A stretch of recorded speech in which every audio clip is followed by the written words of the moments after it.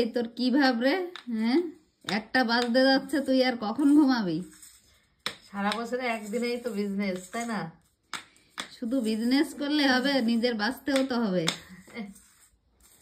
দেখো বন্ধুরা, এই যে সকাল থেকে শুরু করেছে, সারা দিন এই যে কেক বানিয়ে যাচ্ছে। আর এই যে আজকে তো 25 তারিখ পার হয়ে গেল, তবুও ওনার মানে অফ নেই, এখনো এগুলো করেই যাচ্ছে। ঘুমাবি কখন? তুইও বানিয়ে দেখ কতটা ভালো লাগে। উরি বাবারি, এগুলো একটা শখের জিনিস। শখের জিনিস? বানাতে কতটা শখ?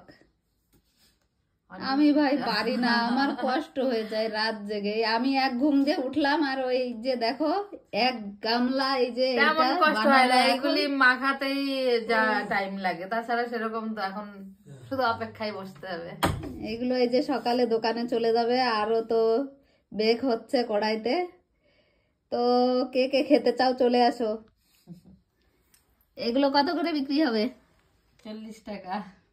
এটা 40 টাকা? এত দাম? কোনটা? এটা এই কাপ কেক? হ্যাঁ। না না, এগুলি 20 টাকা করে। আর এটা? এগুলি 40 টাকা। আর ওই যে বেক হয়ে গেছে ওটা? হয়তো এটা 40 টাকা। আর বড়গুলো নেই? বড়টা শেষ হয়ে গেছে, আর এখন আর করা হয়নি। ওগুলি 80 টাকা করে ছিল। তা আপনি কি বার্থডে কেকও দিতে পারেন? চেষ্টা করবো, এখনো চেষ্টা করিনি। ও, পারবো কিনা জানি না। বার্থডে কেকটা ছোট বোন পারে, ইনি এখনো পারে না, ইনি এইটা দিয়েই শুরু করছে সবে। তো যদি কারোর খাওয়ার ইচ্ছা হয় তো কন্টাক্ট করো, কন্টাক্ট নাম্বার দিয়ে দেবো ম্যাডামের। চলো ঠিক আছে, সবাই এই যে ঘুমিয়ে পড়েছে, আমিও ঘুমাবো। কেকগুলো খেতে কিন্তু একদম অন্যরকমই হয়, যে বাইরের যে এগলেস কেক কেক তার থেকে অনেকটাই ভালো।